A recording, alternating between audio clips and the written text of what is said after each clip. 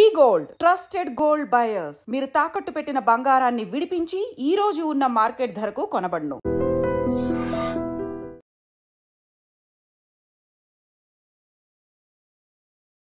Welcome to iDream media. So alcohol అస్సలు మంచిది కాదు ఆరోగ్యానికి, అదే మెన్ అయినా ఉమెన్ అయినా. అయితే ఈ మధ్యకాలంలో విమెన్ కూడా ఎక్కువగా ఆల్కహాల్ తీసుకుంటూ ఉన్నారు. అంటే అసలు ఆరోగ్యపరంగా ఎలాంటి ఇష్యూస్ వస్తాయి, ఫెర్టిలిటీ మీద ఏది ప్రభావం చూపిస్తుందా, వివరాలు తెలుసుకుందాం. ఈరోజు మనతో పాటు ఉన్నారు ప్రముఖ గైనకాలజిస్ట్ డాక్టర్ సాహిత్య బొమ్మిడి గారు from rainbow hospitals, Nanakramguda. Doctor గారు నమస్తే. నమస్తే అండి. డాక్టర్ గారు, ఆల్కహాల్ అసలు తీసుకోకూడదు, అది ఎవరైనా సరే ఆరోగ్యానికి మంచిది కాదు. ఈ మధ్యకాలంలో ఉమెన్ కూడా ఆల్కహాల్ ఎక్కువగా తీసుకుంటూ ఉన్నారు. అంటే ఏం చూస్తున్నారు, ఎలాంటి ఇష్యూస్ చూస్తున్నారు మీ దగ్గరికి పేషెంట్స్ వచ్చినప్పుడు అలాంటి వాళ్ళు? సో ఆల్కహాల్ అన్న విషయానికి వస్తే అది మెన్కి ఎంతైతే హార్మ్ చేస్తుందో విమెన్కి అంతకన్నా ఎక్కువగా హార్మ్ చేస్తుందండి. ఎందుకంటే ముఖ్యంగా ఏంటి అంటే మన మెటబాలిజం అంటే బాడీ మెటబాలిజం అనేది మెన్లో కానీ విమెన్లో కానీ కొంచెం డిఫరెంట్గా ఉంటుంది. సో యూజువల్గా కొన్ని ఎంజైమ్స్ ఏవైతే ఉంటాయో అంటే ఆల్కహాల్ని ఏదైతే డిగ్రేడ్ చేస్తుందో ఆ ఎంజైమ్స్ అనేవి కొంచెం తక్కువగా ఉంటాయి అన్నమాట విమెన్లో. సో దానివల్ల ఏమవుతుంది అంటే వాళ్ళు కొంత మోతాదులో తీసుకున్నా కూడాను విమెన్ బాడీ అనేది చాలా సెన్సిటివ్గా ఉంటుంది ఆల్కహాల్కి, అండ్ దాని వలన వచ్చే ప్రభావం అనేది చాలా ఎక్కువగా కనిపిస్తుంది అనమాట విమెన్లో.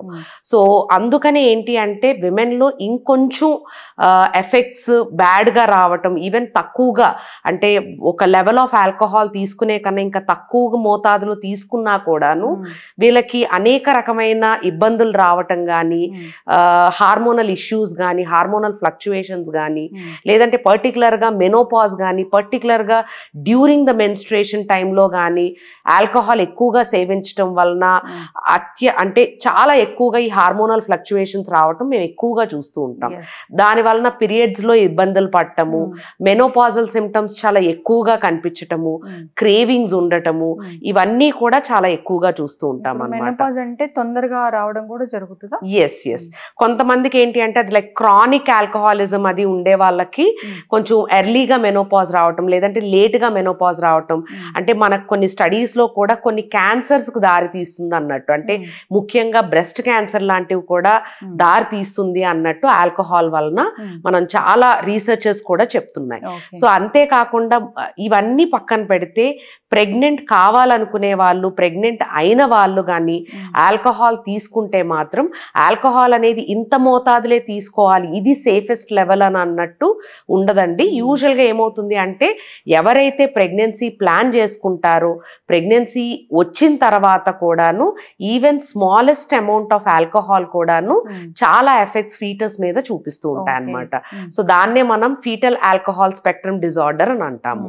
సో ముఖ్యంగా ఎవరైతే అంటే young women who are planning for pregnancy, ఎవరైతే ప్రెగ్నెన్సీ ప్లాన్ చేసుకుందామని అని అనుకుంటారో వాళ్ళు అట్లీస్ట్ ఒక 3 నుంచి 6 నెలల ముందు నుంచి కూడాను ఈ ఆల్కహాల్ సేవించడం అనేది ఆపేయాల్సి ఉంటుంది. చాలా మంది ఉమెన్ మనం చూస్తాము ప్రెగ్నెన్సీలో కూడా తీసుకుంటూ ఉంటారు. అప్పుడు ఎలాంటి అంటే ఇప్పుడు మీరు చెప్పినట్లుగా ఫీటస్ మీద ఇంకా ఎలాంటి ప్రభావం చూపిస్తుంది, ఎలాంటి బేబీస్ అనేది వస్తారు? సో యూజువల్గా ఏంటి అంటే ఆల్కహాల్ కొంత మోతాదులో తీసుకున్నా కూడా అంటే దానికంటూ సేఫెస్ట్ లిమిట్ అంటూ ఏది లేదండి. ఈవెన్ చిన్న అంటే ఒక 20-30 ml తీసుకున్నా కూడాను డెఫినెట్గా అది చాలా ఎఫెక్ట్ ప్రెగ్నెన్సీలో కనిపిస్తుంది. సో బేబీకి అనామలీస్ రావటము, ఫేషియల్ డిస్మార్ఫిక్ ఫీచర్స్ రావటము, ఫేషియల్ అబ్నార్మాలిటీస్ ఉండటము, అంతేకాకుండా లివర్ మీద, హార్ట్ మీద చాలా ఎక్కువగా ప్రభావం చూపించడం అనేది చూస్తూ ఉంటాం. సో వాళ్ళు ఉండే ఫేజెస్ అంటే ఆల్కహాలిజం తీసుకునే ఆడవాళ్ళల్లో వచ్చే పిల్లల్లో ముఖ్యంగా ఏంటి అంటే mental disabilities, mental abnormalities and ముఖ్యంగా ఫేషియల్ అబ్నార్మాలిటీస్ అనేది ఎక్కువగా చూస్తూ ఉంటాం అన్నమాట. అసలు ఆ టైంలో కూల్ డ్రింక్స్ కూడా తాగొద్దని చెప్తారు. అవును, ముఖ్యంగా ఏంటి అంటే ఎవరైతే ప్రెగ్నెన్సీ ప్లాన్ చేసుకుంటారో వాళ్ళు ఎటువంటి అంటే వీలైనంత మట్టుగా వాళ్ళ ఫుడ్ హ్యాబిట్స్ మార్చటము, లైఫ్ స్టైల్ మార్చటము, ఆల్కహాల్ కానీ స్మోకింగ్ కానీ అలాంటివి ఏమన్నా ఉంటే డెఫినెట్గా ముందుగానే ఆపడం వలన ప్రెగ్నెన్సీ అనేది హెల్తీగా వెళ్తుంది. ప్రెగ్నెన్సీ అదే బేబీ మీద కానీ మదర్ మీద కానీ ఎటువంటి కాంప్లికేషన్స్ లేకుండా సాఫీగా జరుగుతుంది. సో డెఫినెట్ గా మీరు ప్రీ కన్సెప్షనల్ కౌన్సిలింగ్ కి వెళ్ళినట్టయితే ఇవన్నీ కూడా మీరు గైనకాలజిస్ట్ తో మాట్లాడినప్పుడు డెఫినెట్ గా ఎవరితో అయితే మీరు అంటే ఎవరైతే ప్రీ కన్సెప్షనల్ కౌన్సిలింగ్ కి వెళ్తారో వాళ్ళు ఆ what I have to say is ఆ కాన్వర్సేషన్ లో కూడాను ఈ అన్ని ఎలిమెంట్స్ కూడా వాళ్ళు మీకు చెప్తారనమాట డీటెయిల్డ్ గా.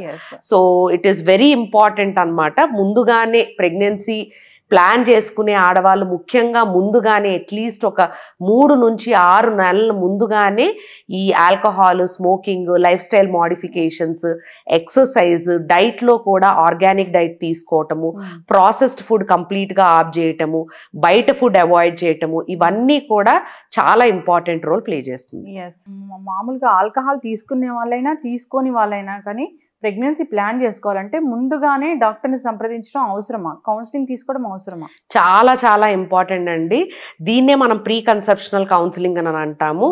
సో ప్రీ కన్సెప్షనల్ కౌన్సిలింగ్ లో మనకి ఏం తెలుస్తుంది అంటే ఏవైతే విటమిన్స్ తీసుకోవాలో ముఖ్యంగా ప్రీనేటల్ వైటమిన్స్ అని ఉంటాయి, ఫోలిక్ యాసిడ్ అని.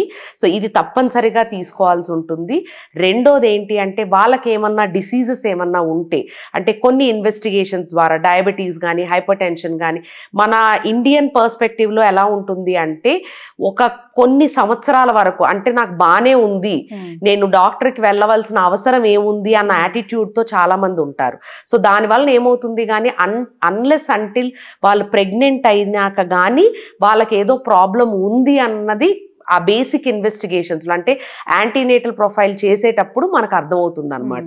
సో అలా కాకుండా మీరు ముందుగానే వెళ్ళినట్టయితే ఏమైనా డిసీజెస్ ఏమన్నా ఉన్నా కూడాను దాని ప్రభావం ప్రెగ్నెన్సీ మీద ఎలా ఉంటుంది, ప్రెగ్నెన్సీ వలన దాని అంటే డిసీజెస్ ఏ రకంగా మనకి బయటపడవచ్చు, ఇవన్నీ కూడా డిస్కస్ చేస్తారు.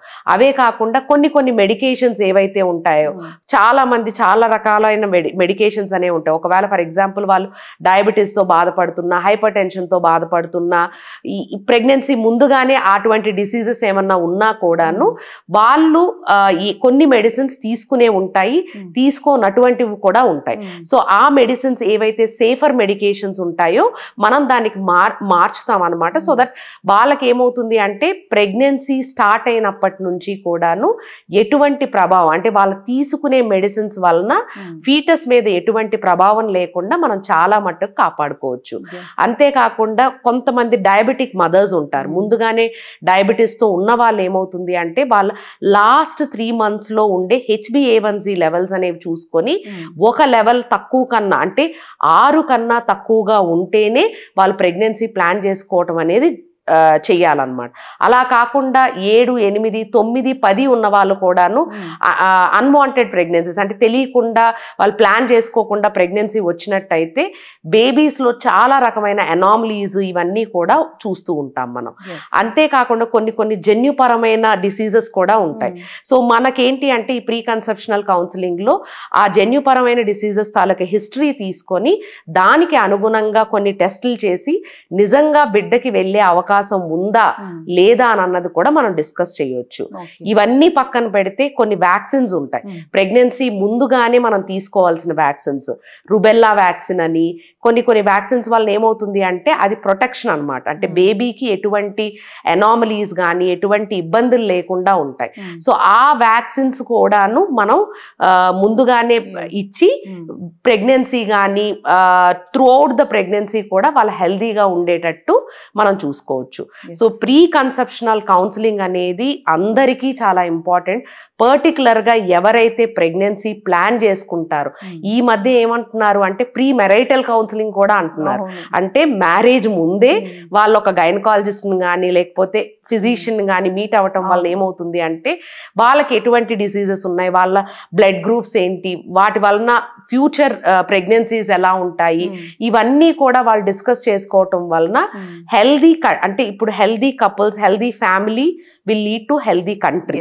ఓకే, సో అదే విధంగా హెల్దీ సొసైటీ.